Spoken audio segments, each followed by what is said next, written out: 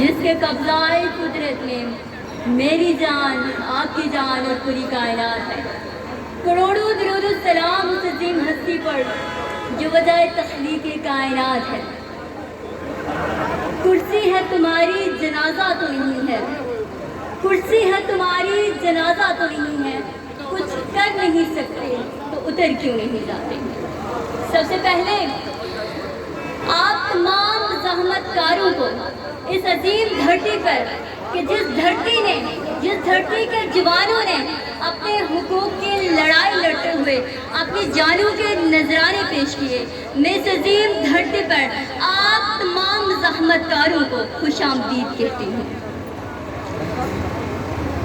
دوسری طرف میں بات کرتی چلوں کہ نکولو میکیاولی نے اپنی ایک کتاب دی پرنس میں لکھا کہ اگر تم کامیاب ہونا چاہتے ہو تو ڈس ہانیسٹ رہو، لوگوں کو مذہب میں اتنا دبا دو کہ وہ لوگ واپس کبھی اٹھ ہی نہ سکے، لوگوں کو ڈراؤ دھمکاؤ۔ مجھے لگتا ہے کہ اس نے یہ کتاب اس خطے کے حکمرانوں کے لیے لکھی ہے۔ کیا آپ کو نہیں لگتا کہ اس خطے کے اندر یہ جو 53 لاشیں بیٹھی ہوئی ہیں وہ بھی یہی سب کرتی جا رہی ہیں؟ ہم لوگ